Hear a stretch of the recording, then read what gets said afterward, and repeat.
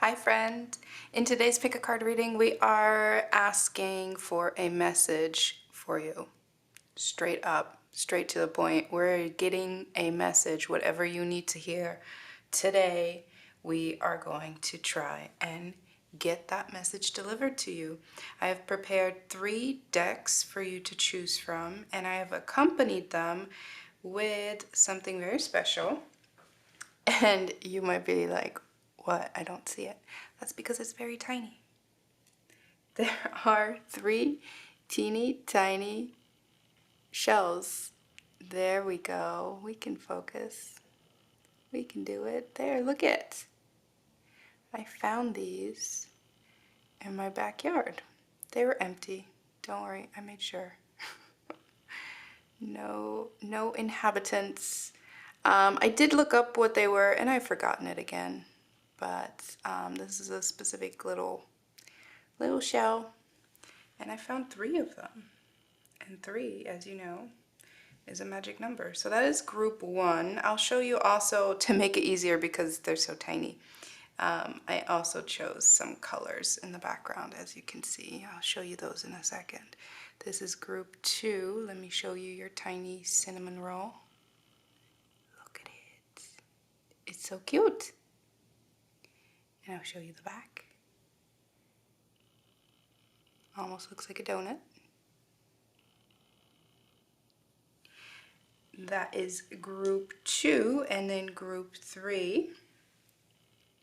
You actually have plenty to choose from because for each pile we also have a different tarot deck, and I will cut the deck and show you what the deck looks like. Let's focus. There we go. Look at that one. And the back. Okay, so for group 1, we have these blues: Blue Jay, Brussels Blue, and Persian Turquoise. Beautiful blues. And let me set this up here and cut the deck so you can see what it looks like. We have the 6 of Wands. All right, now trying to see how to not create chaos here. Group 2. Look at these. We have Celery Garden, Elfin Sage, and Olive Grove. And these fit very nicely with this deck. Let me cut it for you. We have the 9 of Cups. Look, I have to get up close so you can see all the beautiful, intricate details. Very big difference between deck number 1 and deck number 2. Deck number 1 is very minimalist, and deck number 2 is very, very detailed. I'm just going to put these on top. Let's do that, because you've already seen the decks. And then deck number, or group number 3, we have Wild Honey, Flaxen Hair, and King's Ransom Gold. And then the deck is also very much Wild Honey. We have the 3 of Pentacles. Look at that. Not every image, not every card has a tiger on it, but this one just happens to have that tiger that is also on the back. Okay, so now I'm going to give you a moment to see which group is calling you the most. It's going to bother me that they're all crooked, but I will deal with it. I hope you can deal with it as well. It's not that bad. And then in the meantime, let me tell you right quick, I will never solicit readings via DMs or any kind of messages. The only way to book a reading with me is through my website, which is linked in the description below. Okay, now that I've said that, I'm going to give you a moment to focus on which group is calling you the most. And then timestamps are in the description below, and I will meet you at your reading.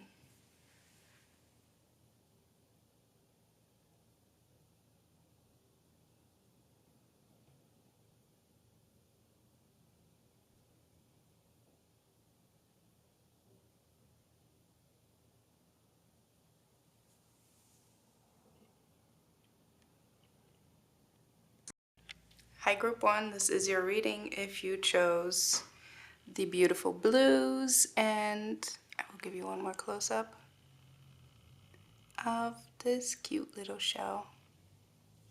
We're going to set that up here and the blues off to the side, and then we're going to get right into it. So the reading is pretty open today. Basically, we just want to know, what do you need to know at this time? We're going to get a message from Spirit for you. The last couple days I've been feeling really tapped in, and it's been really nice.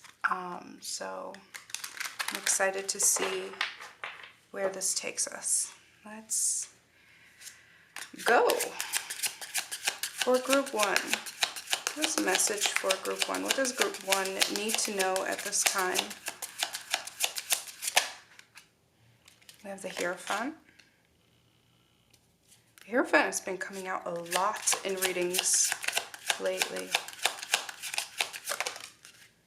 We have the Moon.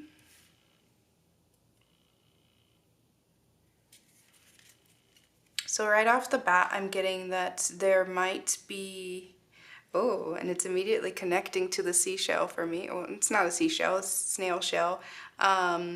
There might be an inward exploration that is very much connecting to emotional discoveries of self.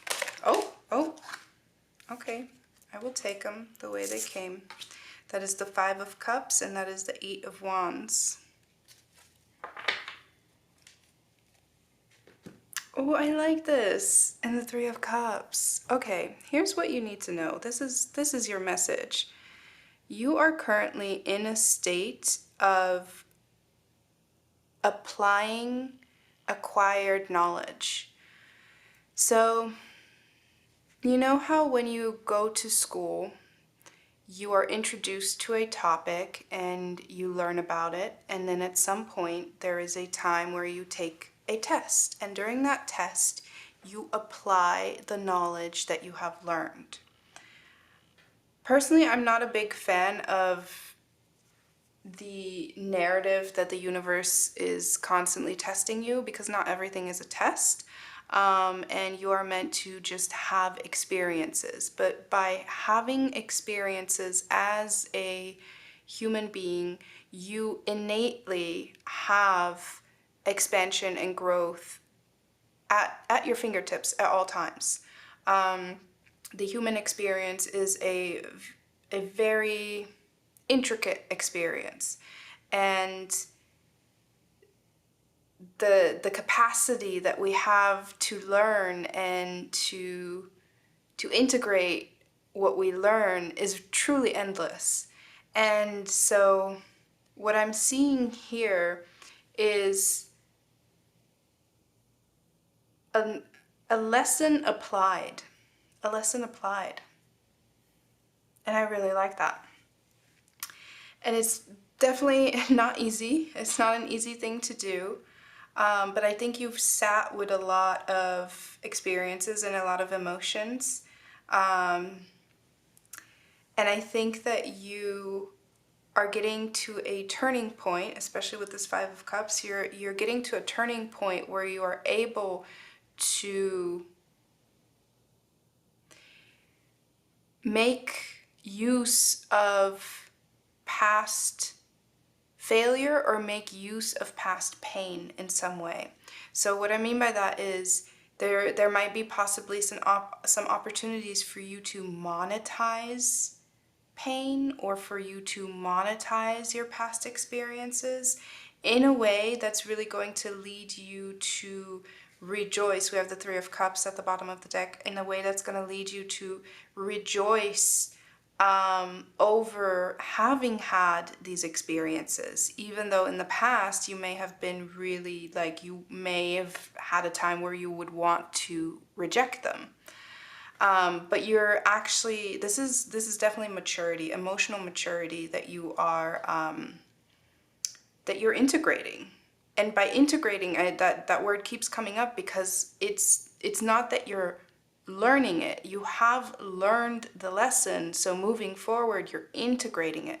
You know what I'm getting to is, especially nowadays with social media, there's all these life hacks that we come across where it's like, oh, someone is sharing their life hack and you see it and you're like, oh, that's so clever, I should try that sometime. And then you try it and it works out well. And then from there on out, every time you do this thing, you use that hack, right? That is integrating knowledge, and using it for the remainder of you doing whatever it is.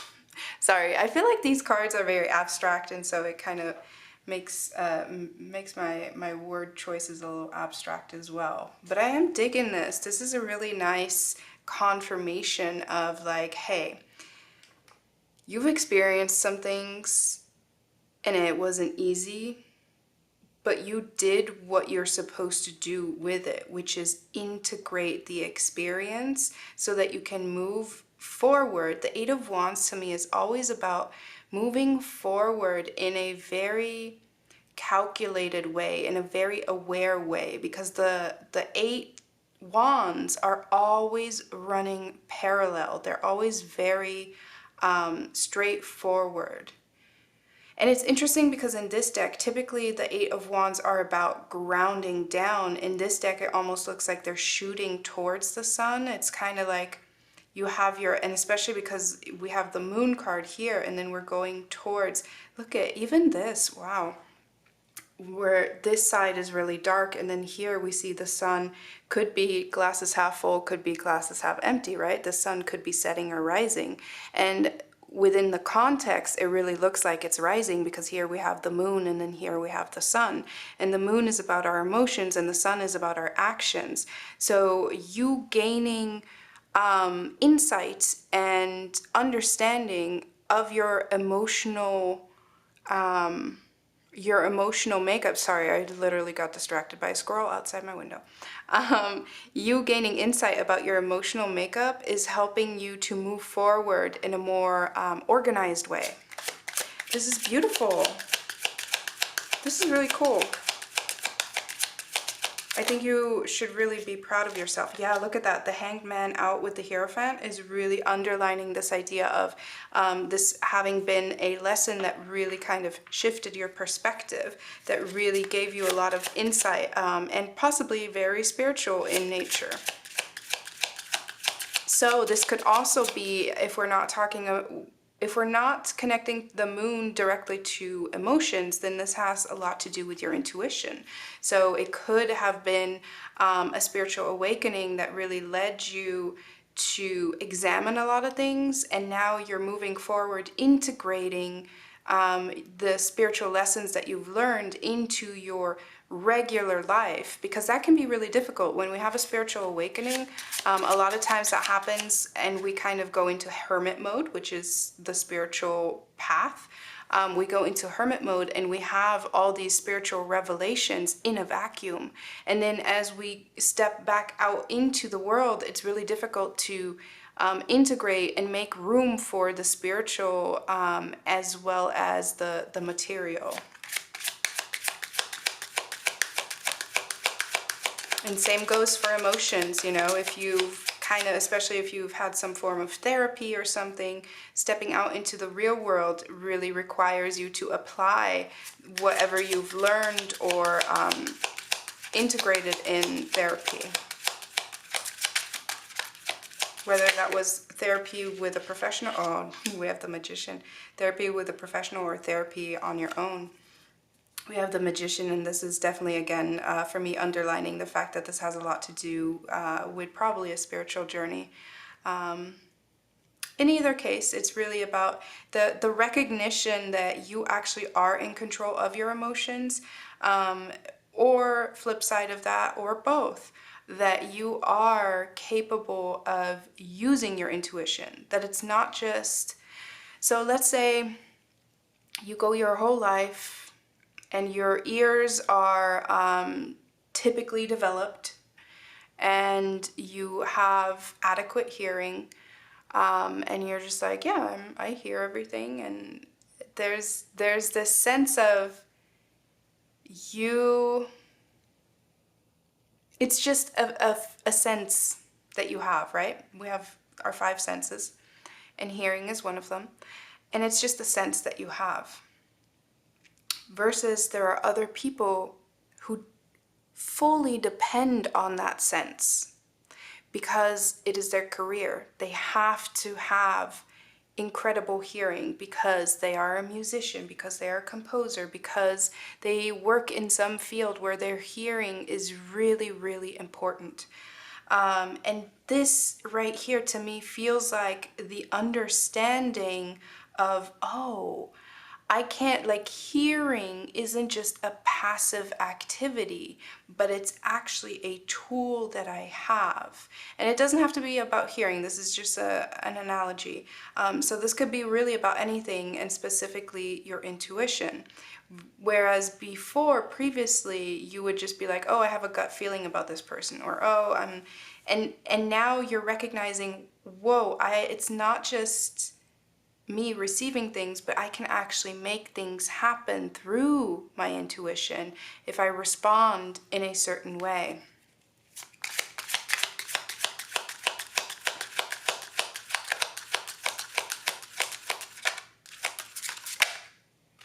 And we have the World. Yes, see, this definitely is the sun rising, meaning you're recognizing that the cup is half full. You're making that decision. You're like, you know what, the cup is half full.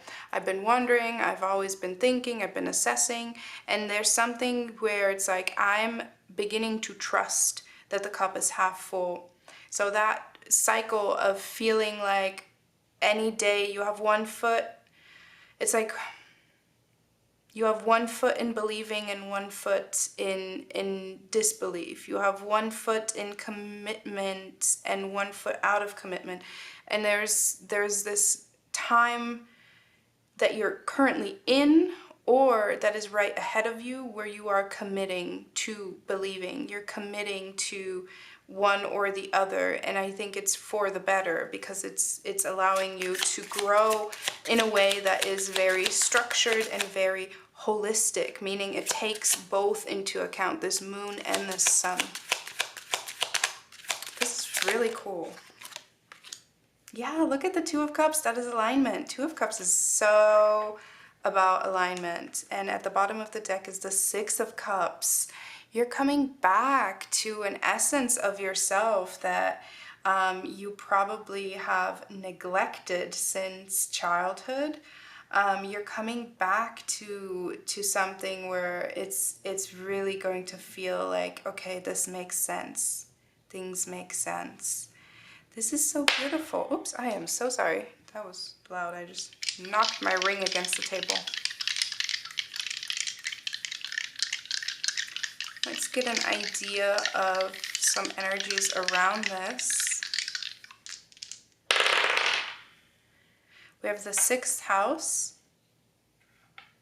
We have Saturn, and we have Leo.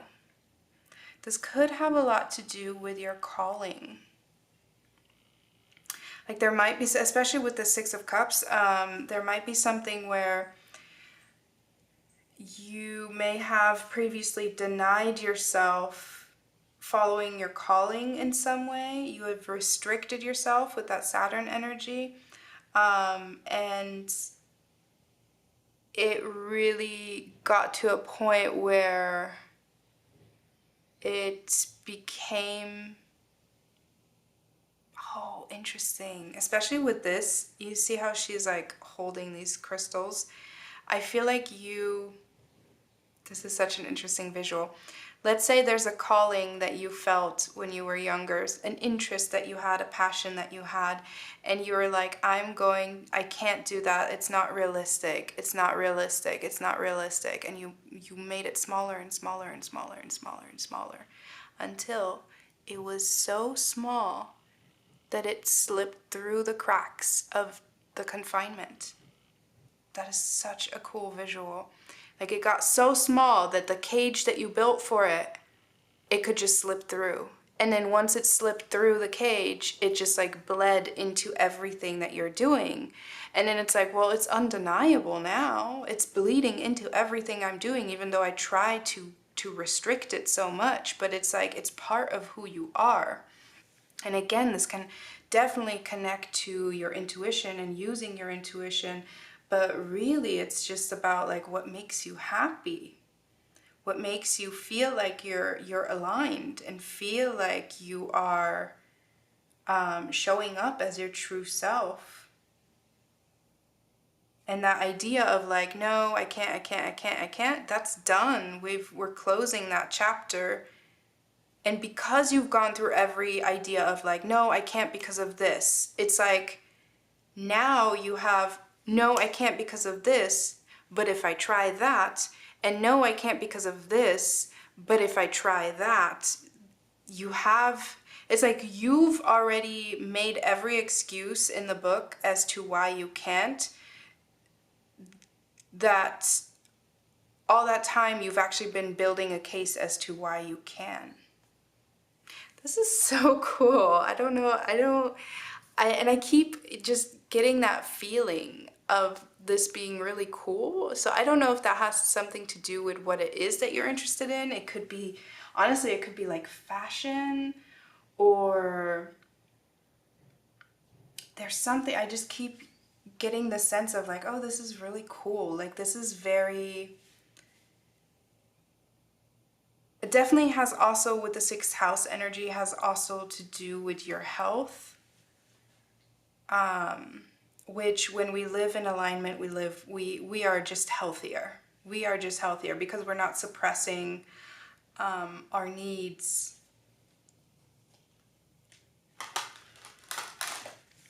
Okay, I'm gonna get some oracle cards. I don't want these readings to get too long, but I'm really digging this vibe. So overall, the message for you is really to trust that the new experiences that you are headed towards are all manageable, because they will require of you things that you have already integrated.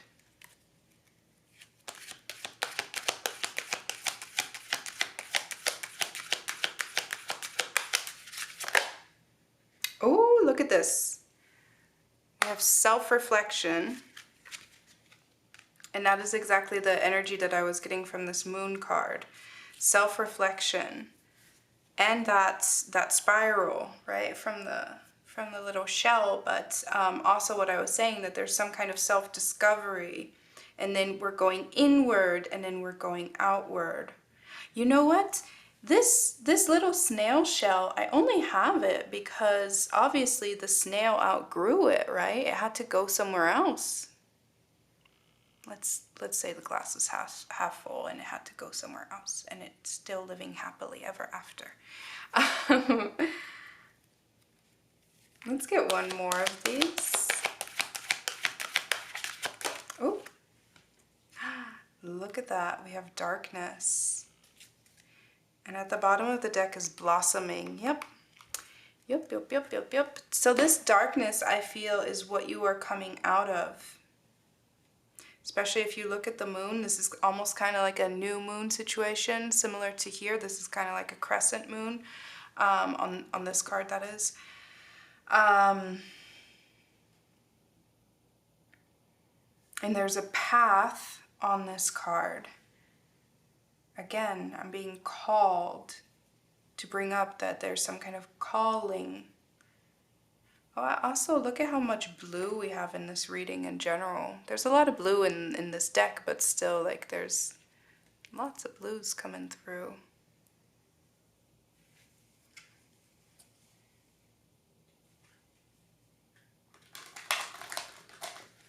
This darkness.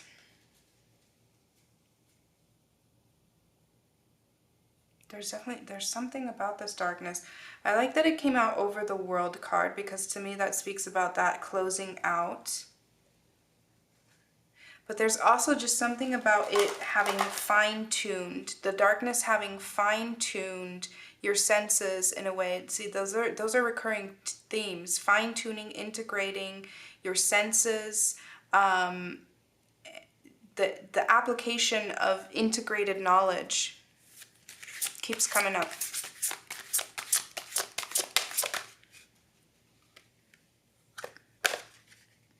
The veil.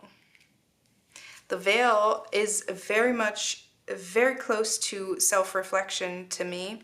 And then we have psychic eye at the bottom of the deck, which again is connecting to your intuition.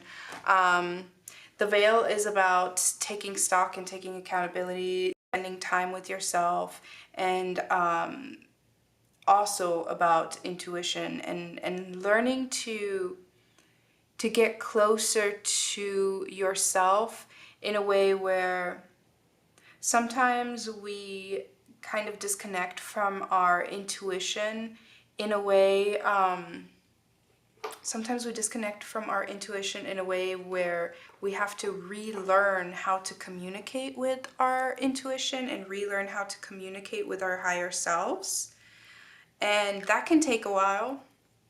Even though your higher self and your intuition never leave you, they're always there. But we, as the human beings having a material experience in the real world, we have to relearn how to pay attention, which is something we do very naturally when we're children. But we get conditioned and we get distracted, and we, have a lot of material issues to deal with in everyday life. And so we kind of forget the language of how to truly connect with ourselves. And that's what I think you are accomplishing in this reading. That's what I'm seeing you work through, is really kind of connecting with your intuition with this Magician card, right? And the Moon card, and really kind of getting back in touch with yourself. And when you get all aspects of yourself on the same page, you're able to move forward in the direction that is so aligned for you. And I think really aligned with your calling, with that 6th house energy. And Saturn is also about work, and that was that restrictive energy. And Leo is very much about who are you in the world? How do you show up, and how do you show up loud and proud? Yep, I'm gonna leave it there. I think this is a really, again, I'm gonna say it, I think this is a really cool confirmation of you doing a lot of very intricate work. And this is a confirmation that the lesson has completed, and we're getting into the next phase, which is integration. And you got this. You absolutely got this. I think you passed with flying colors. And so now integration leads you towards alignment. Okay, I'm gonna leave it there. Thank you so much for hanging out. I really hope that it resonated, and I hope I get to read for you again sometime. Until then, take care. Hi, Group 2. This is your reading if you chose the beautiful greens with this teeny tiny shell. We're going to put that up here and the greens off to the side, and then we're going to jump right into your reading. We are going to get a message for you, just whatever you need to hear at this time, whatever we need to bring your awareness to. Let's get a message for Group 2. Let's talk. Oh. Get a message for Group 2. We have the 8 of Wands. Oh. Can you choose one? We have the 3 of Swords.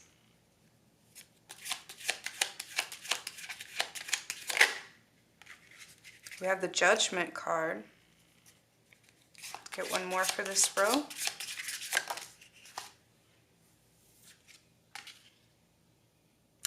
Oh, and we have the 7 of Cups. This is so interesting. Okay. And then at the bottom of the deck is the Venerable Woman, which is the High Priestess. Okay, I want to show you something though. So in this, can I show this on YouTube? I think so. I think we're fine. Nobody report me. In this 8 of Wands, we see a lot of depictions of very similar looking women, free loving, out in nature, out in the ocean. And then the Three of Swords, which is typical heartbreak, there is a person mourning the loss of this woman. And then look at, next up we have the Judgment card, and it almost looks like it's the same woman. And then we have the Seven of Cups, and there is kind of like this holy figure here. The imagery alone is telling me that something is coming back to life. That is the imagery alone. That something is coming back to life. And then with the High Priestess at the bottom of the deck, I wonder if some part of you is coming back to life. The Eight of Wands. This is so interesting because I almost feel like reading number 2 is right where reading number 1 left off because the Eight of Wands was in this position in that reading. But with the Eight of Wands, this is a very joyous card in this deck. And then that having that followed with the Three of Swords immediately is kind of like being really motivated and then breaking your own heart. And then it feels like this Judgment card is a moment of recognition of like, okay, but do you want to believe in yourself, or do you want to give up? Do you want to believe in whatever it is that's on your mind, or do you want to give up? And then I feel that you're really emotionally overwhelmed. And with this High Priestess, this is telling me though that you do have a side that you're leaning towards. Now this is really, this can be about a lot of things. Ultimately, this is about something that you're really emotionally invested in, and not just emotionally invested in, but something that you are really eager to ground. This is something that you would like to happen. And as much as you would like it to happen, in the same thought, the moment you think about it of like, oh, I really would love that to happen, you immediately complete the thought. It's like it goes hand in hand with, but it can't, or but it won't, but it isn't. It's like you can't even complete the sentence without adding in, but it doesn't happen for me. And in this Judgment card is really asking, why are we doing that? What are we holding on to that is making us do that? And then as you're faced with that, you're like, I don't know. I don't know. But then the High Priestess is telling me, you do know. Deep down, you do know.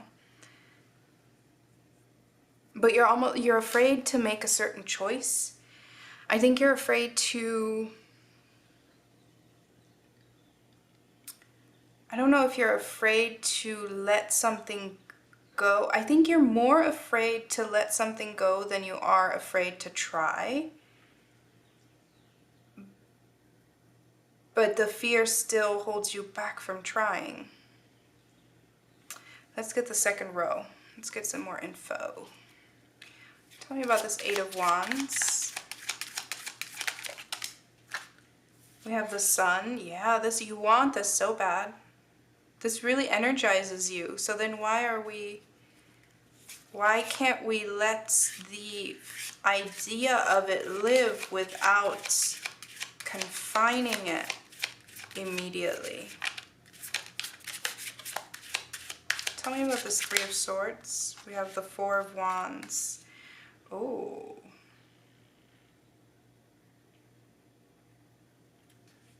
High expectations.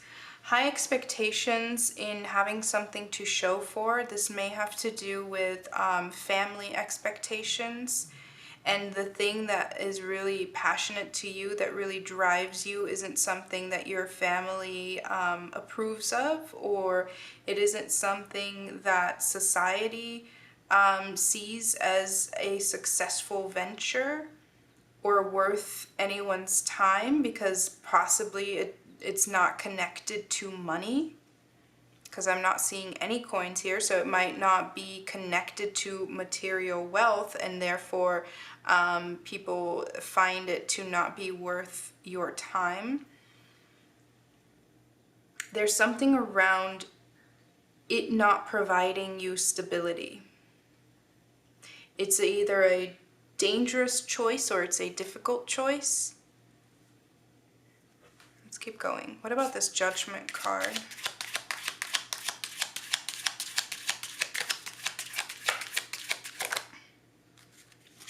We have the Ace of Wands. Yeah, you're being asked, like, okay, well, it's like either give it up or do it. Give it up or do it. Either let it go or own it. Oh, you know, I'm getting the imagery of having a dress in your closet or a suit, whichever one you prefer, having an item of clothing in your closet and being like, I can't wear this because people would look at me weird. Like, this isn't what I usually wear, so I can't wear this. But it's like, okay, well, if you're not going to wear it, then donate it. If you're never going to wear it, then you should donate it, because right now it's just being kept in a dark closet, and it's a beautiful item of clothing that deserves to be taken out. And right now it's just sitting in your dark closet, and every now and then you take a look at it and you're like, I really want to, but I can't. And so every time you look at it, right, what I was saying here, every time you look at it, instead of it bringing you joy, which is the reason you first acquired it, instead of bringing you joy, it actually brings you sadness, because you cannot look at it without thinking, I can't, I shouldn't, I won't.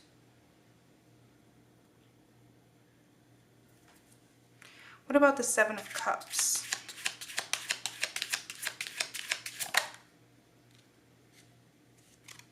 We have the Bound Man.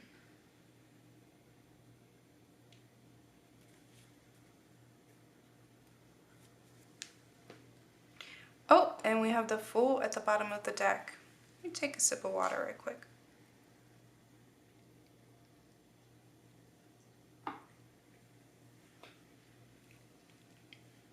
The message that you need to hear right now is, who are you trying to adhere to? Because it seems to me that you are not adhering to yourself, which means that you're not living life in accordance to what you want, but what other people want. And I think you put your own wants and needs to the side, and I think you kind of think they will be addressed at some point, but if you don't address them, how are they going to get addressed? If you're not the one to stand up for what you desire, you can't expect someone else to come in and just hand you what you desire.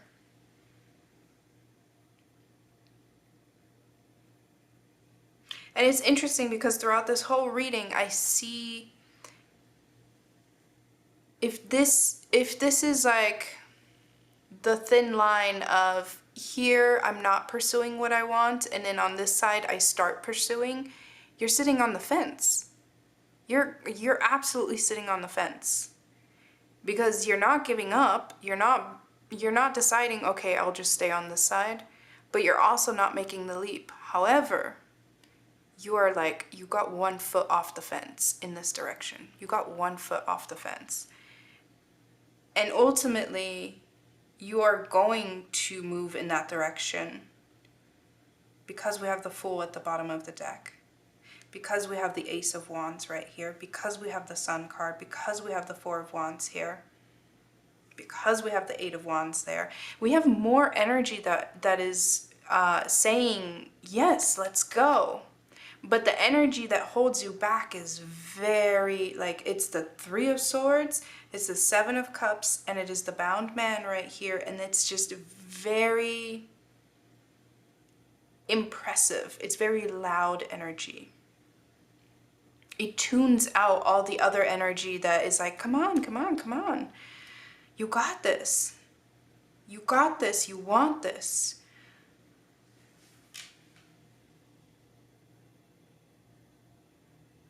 But that's not going to hold you much longer because we have the Fool at the bottom of the deck. It's not going to hold you much longer. That's what this Judgment card is all about. It's like, well, then give up. Then donate that item of clothing. But that's when we get the Ace of Wands, because it's like, no, I want it though. I don't want anyone else to have this. I want to have it. And then the Seven of Cups is like, okay, well then how can we figure out how to make it work? And that's where, whenever it gets to, okay, well then let's be realistic about it, that's when you get caught up again, because you really like the fantasy of it, but the realistic steps make you feel like, no, I can't. I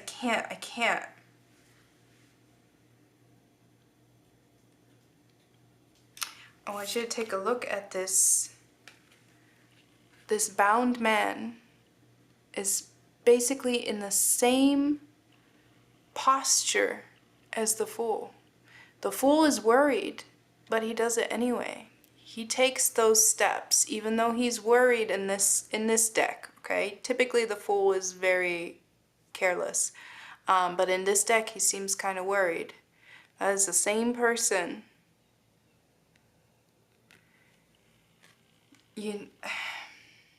And when you're scared, you got to do it scared. Listen, I don't know what this is that you really want, but it's going to be different for a lot of people. But there's no denying that you want it. So the very least that you got to do is try.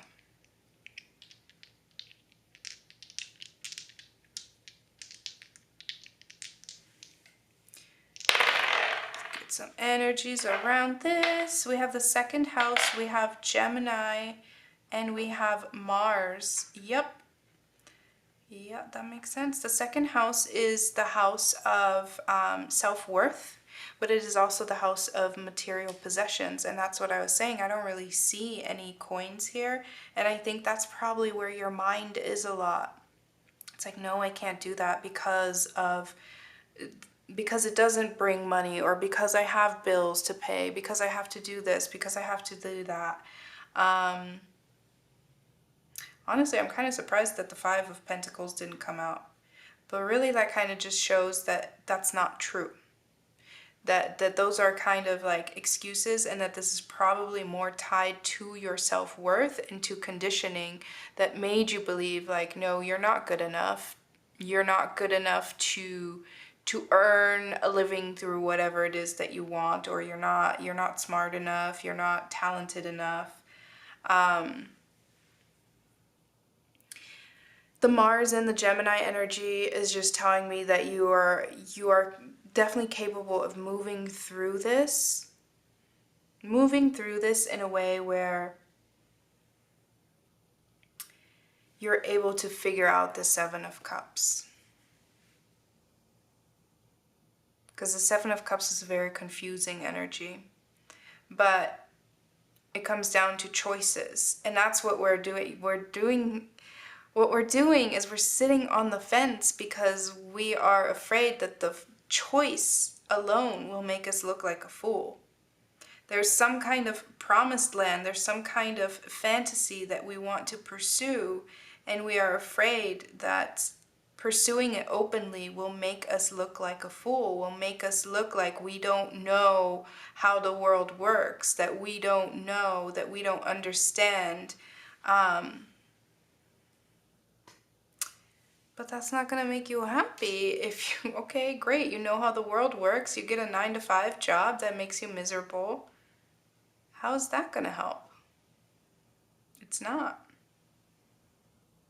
And that's where this bound man, because he is quite literally a slave, possibly to,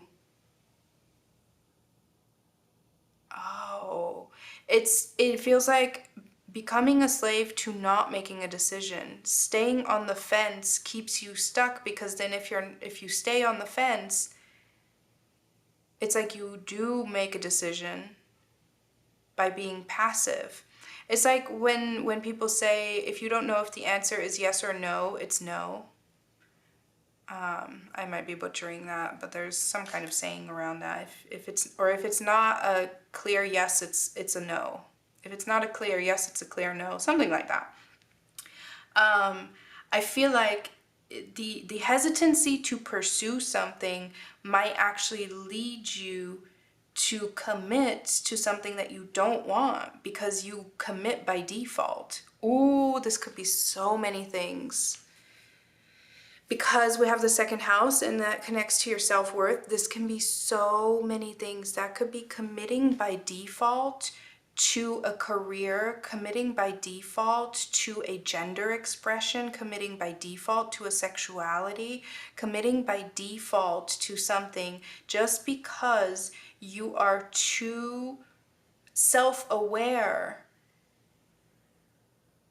to just try and to just go for the thing that you actually want, because your self-awareness just makes you think of, how are other people perceiving this? How are other people going to judge me? And again, that comes from like you really wanting to have stability and possibly wanting to fit in and possibly wanting something that you never had, which was just kind of conformity. But you're not meant to conform. I don't see that for you. You're not meant to conform.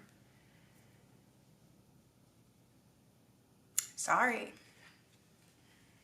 And in that case, you know, especially when it has to do, if it does have to do with sexuality or with gender identity, then it's then this very likely has to do with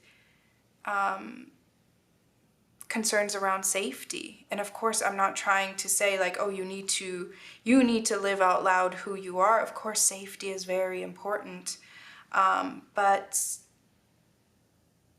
you definitely have to be in a place where you are safely free to be yourself, but your fulfillment is so important that it needs to be a top priority. Ooh. Look at that, see? Purity is all about truly being yourself, truly showing up as who you are.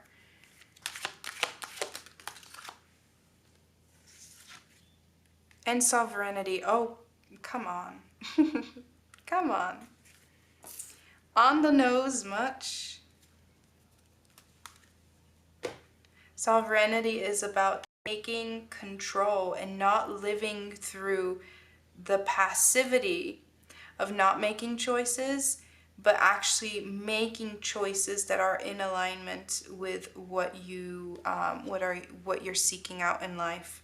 And sovereignty is also about stepping into your power and into who you are. I'm telling you, there's something where you are like, you're like, I can't. And it's like, who is telling you you can't? Because they don't have the power to tell you that. They don't have the power to make that decision for you. Purity and sovereignty, that is like you are at the top of the chain of command. And nobody can tell you that what you're trying to pursue or what you're trying to do is impure. Nobody can tell you that who you are trying to be is impure. Only you know the purest expression of yourself.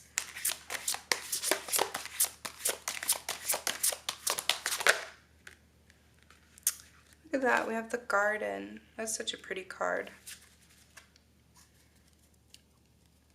We have the garden and we have the tower at the bottom of the deck, meaning we're shaking things up and we're letting go and releasing the things that do not serve us.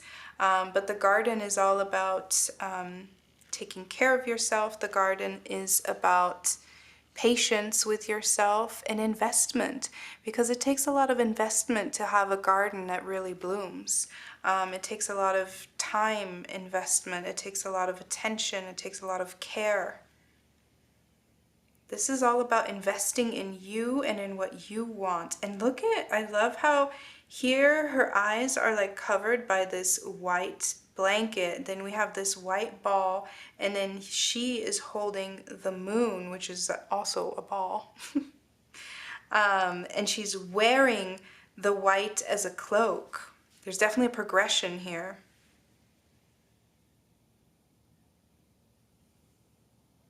A progression that leads you into embodiment, because here we are fantasizing with this Eight of Wands and the Sun card. We are fantasizing like how freeing it would be if we could just embrace this thing about ourselves. And in here we say, well, the only one holding me back right now is me, and so I will embrace, and I am embodying that. Okay, I gotta leave it there. We have pulled all the cards, and I know I'm just repeating myself. But this is a beautiful message about really embodying through moving through doubt. Despite fear, do it scared. Of course, please, safety is always important, but again, if there's something where it's like you're holding yourself back, do it scared. You already have one foot off that fence, and you want to. And you want to jump off that fence. And then once you do, it's going to be such a freeing experience to really show up as who you are. Look at this person. Such a freeing experience. And that's something that you're already envisioning, like how fun or how beautiful it would be. It's just that you don't let that fantasy unfold, because you immediately stop it with that Three of Swords. You immediately like cut it down every time it tries to bloom. It's like planting roses in your garden, and the second that they try to bloom, you cut them off, because you think like, oh no, it's they're not, these aren't healthy, or these can't grow. There's just something where you prematurely cut something down. You gotta let it grow. You gotta trust. You gotta trust yourself. Okay, I'm gonna leave it there. Thank you so much for hanging out with me. I do hope it resonates, and I hope it confirms some things for you. And I do hope I get to read for you again sometime. Until then, take care.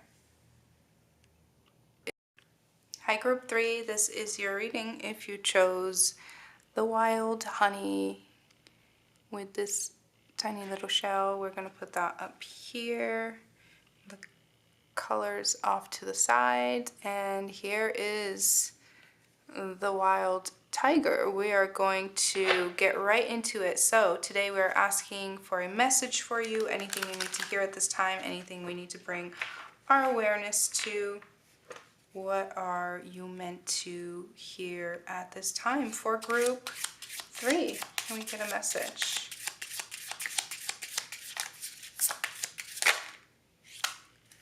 We have the Five of Cups.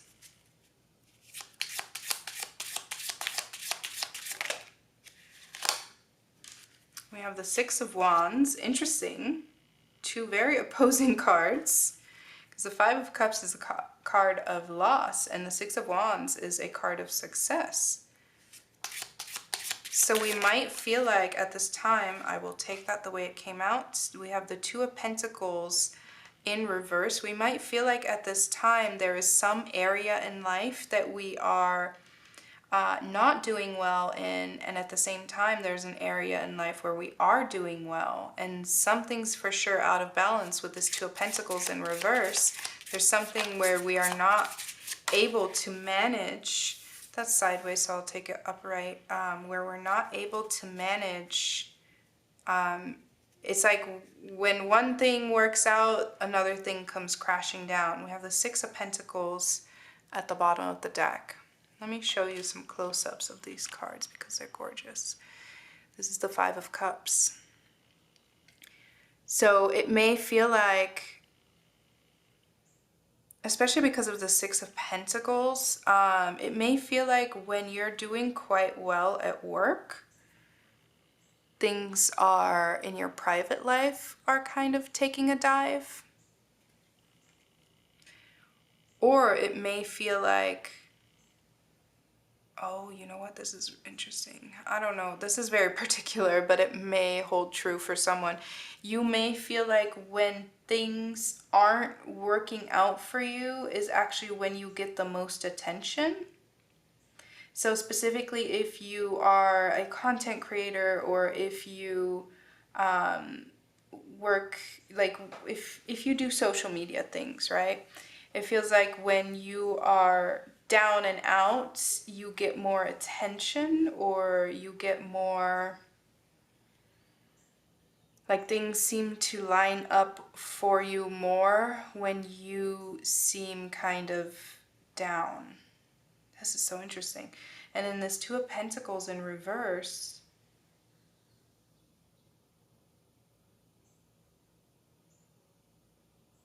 there's definitely something with this Knight of Swords. There's definitely something that you are recognizing when it comes to the imbalance. And that recognition is what's going to lead to the Six of Pentacles, which is about making progress in financial matters or material matters, and really kind of bringing balance into one area of your life. But again, I feel like it's more on the material side versus the emotional side. So this could also have to do with maybe you're not so much down and out, but you are just kind of showing up. And wherever you're showing up, it's working out okay. And therefore mentally you're like, well, I can't quit this job or this commitment, because technically it looks good on paper. Everything looks good on paper, but there's something that's missing, that's out of balance, and that's the emotional investment. So this could also have to do with a relationship where perhaps on the surface, you know, everybody's like, oh my God, I really like this person for you. You guys make such a cute couple. They make a lot of money. Like they possibly like treat you to nice dinners or gifts. And there's something where you are actually recognizing, but it's not enough, because what's missing is the emotional aspect. And in the past, you may have not thought that that's something that you would ever criticize. You know, you would have thought like, oh, this is exactly what I asked for. Like, this is the attention that I wanted, or this is the kind of person that I was looking for. And yet now that you have it, you're like, wait, why am I still not satisfied? Let's get some more cards. Let's see what else comes out. Tell me about this Five of Cups. Okay. Reluctant, but it did flip. We have the King of Swords. Oh, see, I do feel like I'm getting a very specific story. And we have the Judgment card. What about this Two of Pentacles?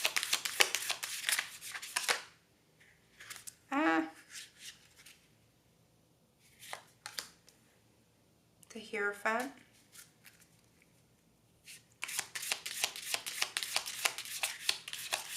What about this Knight of Swords? We have the Death card. And at the bottom of the deck is the Ace of Cups. Yeah. Okay. I am getting a very specific storyline, and I do feel like it has to do with some kind of relationship. It doesn't have to be romantic relationship. It could also be a relationship that you have towards a friend or basically the relationship that you have with a specific job. In any case, I think this is a person or a situation that, again, on paper, you're like, why am I not satisfied? This is everything that I would have wanted. So how come this is not satisfying me? And I think it has to do with this person or this job being somewhat emotionally detached. There's something that's not resonating with you on an emotional level. And that means if this is a person, they might, they might show up in all the ways that you thought previously count. But there's something where you can tell that they're not letting you in, they're not emotionally available. But everything else, it's like, it's fine. But we have the King of Swords down here, but mentally there's something where you are being shut out. Now, the other side of this could be that you may have very high expectations when it comes to relationships. But let me move on. So when we get to the Six of Wands, we have the Judgment card come out with that. And that's kind of where I'm also seeing like these high expectations. And technically, no, it keeps going back to that same storyline of technically on paper, everything seems like it should be it, especially because we have the Hierophant here, and underneath the Two of Pentacles, that just shows me that you are leaning more towards this is not a worthy commitment, or this is not worth your time. And this can sorry, record skipping. You can apply this still to a relationship or to a job, because it works just the same. Of this is a job that you've worked hard to get, and you thought that this should satisfy you, and then once you're in it, you're like, wait, this is somehow, there's an emotional factor that's missing. And it's confusing because you are in a position where you're like, well, then do I want to do this? Especially if it's a career, not just a job, right? It's like, well, then do I want to commit to this? But same goes for a relationship. All right, so then we have the Knight of Swords with the Death card. And that Knight of Swords, again, like I said earlier, is about recognizing this situation, right? And learning, gaining some insight of like, oh, whoa, I'm not actually really that happy here. And then we have the Death card come out right after that, indicating to me that it's like, you're gonna make a decision that I think will be the absolute right decision, because it prioritizes your emotional well-being with the Ace of Cups at the bottom of the deck. This is about prioritizing your emotional well-being over social recognition, over material abundance. This is you saying, yes, on paper, this opportunity, this person, this friendship was great because it gave me social status, it gave me attention, it gave me, it spoiled me. But on an emotional level, I wasn't getting enough. And so it's not worth my time. Period. Honestly, I think you will be making the right decision in this matter. And it's not easy, especially because we have the Knight of Swords. I think this is your energy, and this I think is the other person's energy, whether it's a person or a job or a superior of some kind. you're going to feel intimidated because you're going to feel like, I don't even know how to explain to them that no, you aren't good enough for me, because they're going to be like, are you crazy? Like everyone can tell that I'm better than you, or some BS like that. Like everyone would be dying to have this position, and you're just like, okay, but not me. This isn't it. This isn't it for me.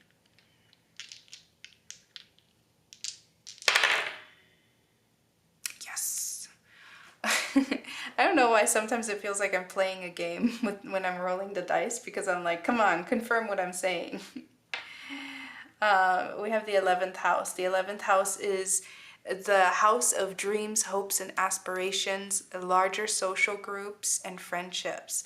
Now, the reason I said yes is because the Six of Wands, and this Judgment card of it being amazing on paper, that is very much 10th house energy, right? The 10th house is the highest point of our chart, and it is the house that represents our career and who we are when we shine in the spotlight. And it's what we strive to accomplish. And then after the 10th house comes the 11th house. And the 11th house shows us, but there's more. There's more. That's exactly what's happening here. It's like you achieved something, you accomplished something, or you bagged someone. I don't know why it came through like that. And you thought that was, honestly, okay, this is like probably mainly a metaphor, but maybe for one person out there it's true. This almost could be the idea of being able to date your celebrity crush and being like, well, this is not it. And them being like, are you crazy? What do you mean? And you're like, it's not there. It's emotionally not there. Like, yeah, you're hot. Yeah, you got abs. Yeah, you got $1 million mansion. But this isn't it. You're not there for me emotionally. I can't connect to you. Same goes for a job, let's say, especially within like social media, right? I feel like there are a lot of jobs that are praised really highly, or like within like Silicon Valley, like startups, right? There are a lot of jobs that get all this fluff around it, where it's like, oh, you get these perks and these perks and these perks. But what good are all the perks of the world if the work that you're doing is miserable? And if you're just like, I don't care because this is just feeding a concept or a population that I don't care to feed, you know? I want to help people, or I want to support the people from my community. Like there's a lot of layers to this that this could take on. But again, going back to the 11th house, the sun, and we have Virgo energy here. The Virgo energy is this analytical energy of the Knight of Swords, of you looking at this from a removed perspective and being like, you know what? Yeah, technically on paper everything's there, but emotionally I'm not invested. Like it's not it. And the sun is, where do you feel fulfilled? What energizes you? And you need to go towards something that energizes you, because yes, this is very exciting, but it's just going to take from you. It's not something that energizes you. It's just going to take and take and take and take and take until you're done, and then it's going to find something else to take from.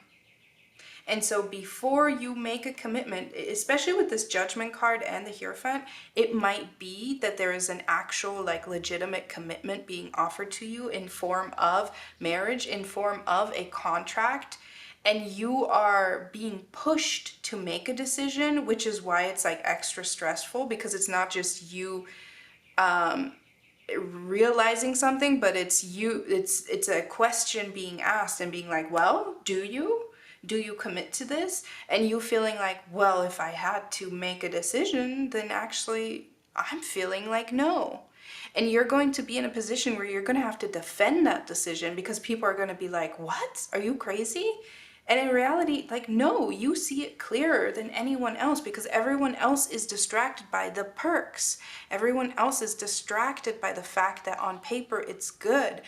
But if it's good on paper, that doesn't mean that it's actually good, that it doesn't mean that it has integrity. It doesn't mean that it has emotional resonance for you.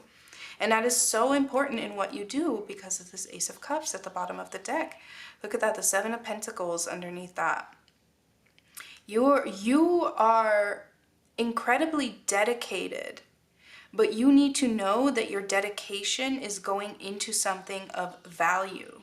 And right now, whatever is being offered to you, that is not it. Ooh, okay. I feel opinionated and passionate. And with this Death card, it's going to be like, you're going to feel so excited making that decision, even though everybody's going to tell you, like, you might even hear, like, this is career suicide. Can we focus? This is career suicide. And you're just like, okay, that's cool. I'm obviously not happy in this career anyways.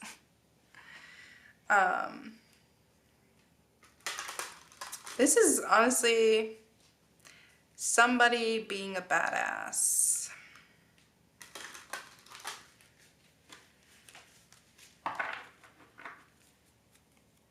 Let's get a oracle card for you for group 3. You know what, the card fell over here, and that actually made me read the last color on this, which is King's Ransom Gold.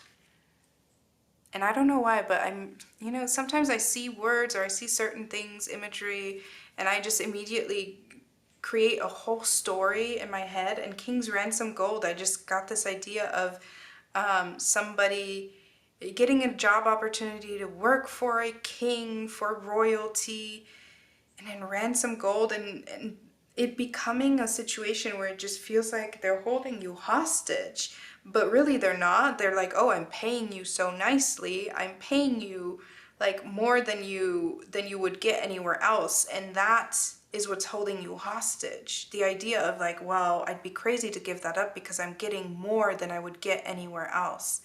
But if it's making you miserable, then what's the point? We have attraction, 44. You're attracting something that is more aligned. Oh, look at that beauty. You're attracting beauty. Oh, you know what? Yes. Sorry. Wisdom at the bottom of the deck.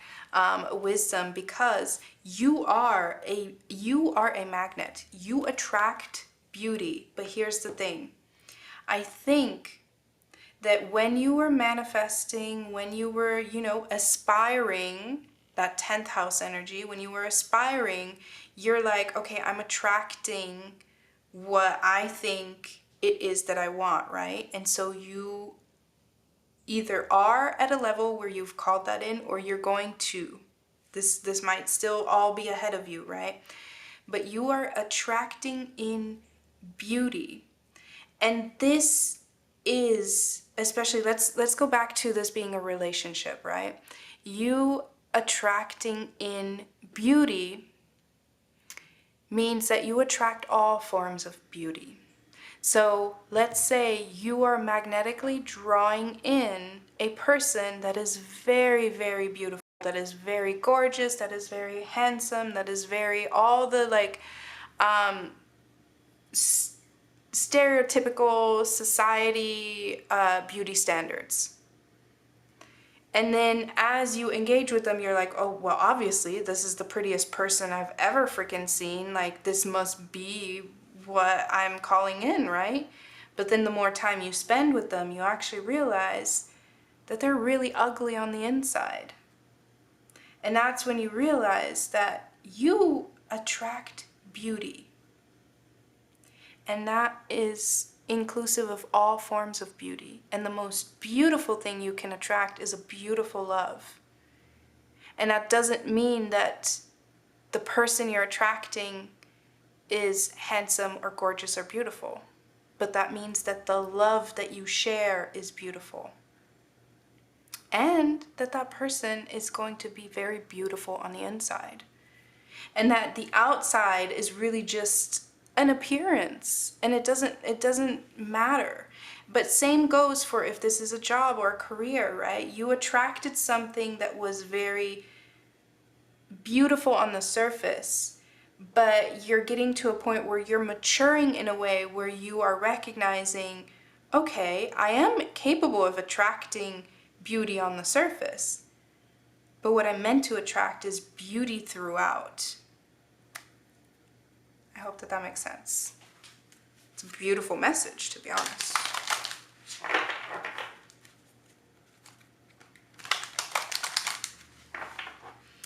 And here's the thing though, with this death card, I think you're going to make a bold move at some point, especially because it does feel like there's going to be a question asked. I don't know if this is a question of commitment in terms of a relationship or a job offer, but it does seem like at that point you will be pushed to make that decision, and that decision is going to kind of end something. And then we're not really, this is the reason why the Ace of Cups. But I'm not saying like, oh, you're going to end one thing and then immediately you'll find. This is just as far as we're going in this reading, right? So I don't know what comes after that, but I do know that you are, in doing so, adhering to a standard. You're adhering to, no, I need to prioritize my emotional fulfillment. And that's just going to set you up for really tapping into what it is that really fulfills your dreams and not just on the surface. Okay, let's get one last oracle card for group 3. Did you see that? I saw it. It's the Seed. And I love that because, and we have Alchemy at the bottom of the deck. That just confirms to me that you definitely are really great at manifesting, which is this attraction energy. But this seed, a seed that plants, and then I like how the Beauty card is actual flowers. So you're recognizing that there's the, I just heard a lyric from a song, love was the egg. Love was the egg. And this is just recalling to me that love is the seed. And you were able to attract things externally, but you're recognizing, okay, no, I need to lead with love. I need to prioritize love within yourself and externally. And then that is what's going to grow into cultivating beauty. Instead of you just attracting it externally, you're going to cultivate it, and then you attract in people that also cultivate beauty. And together you're going to grow in a very beautiful and natural way, whether that is within your career or whether that is within romantic relationships or friendships. This is absolutely beautiful. You're recognizing that the seed is still in your hand, that you've never planted anything with this person or this career. It worked out for a while. It was probably exciting. It brought a lot of distractions and a lot of perks, like I said. But you're recognizing that it's just not what it used to be. It's not what you're meant to experience. It's not the full scope of what you're meant to experience. And that is still ahead of you. Okay? I'm going to leave it there. That was a beautiful message. I really hope that it resonated, and I hope that it confirmed some things for you, and I do hope I get to read for you again sometime. Until then, take care.